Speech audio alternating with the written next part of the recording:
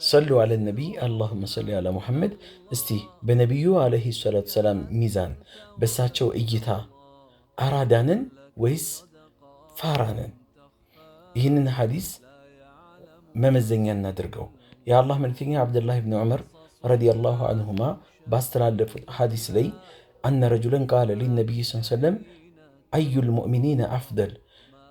አንድ ሰውዬ ወደ ነቢዩ ጋር መጣና አንቱ የአላህ መልክተኛ ሆይ ከአማኞች ከሙስሊሞች አይደለም ከአማኞች ምርጡ ወይም የተሻለው አማኝ ማን ነው ብሎ ሲጠይቃቸው ቃለ አሕሰኑሁም ኹሉቀን ስነ ምግባሩ ያማረለት መልካም የሆነለት ሰው ነው አሉ።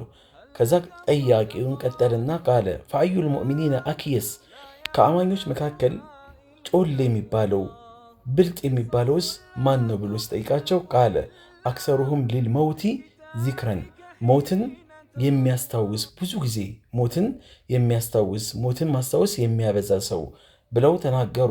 ከዛ በኋላ ወአሕሰኑሁም ለሁ ኢስቲዕዳደን ማስታወስ ብቻ አይደለም ባስታወሰ ቁጥር ለሱም ደግሞ መልካም የሆነ መዘጋጀትን የሚዘጋጅ ኡላኢከል አክያሱ እሱ ነው ብልጥ ማለት እሱ ነው ብልጥ ማለት እሱ ነው ብልጥ ማለት ብለው ኢማሙል በይሐቂ ፊ ዙህዲል ከቢር በሚለው ኪታባቸው ላይ ዘግበውታል።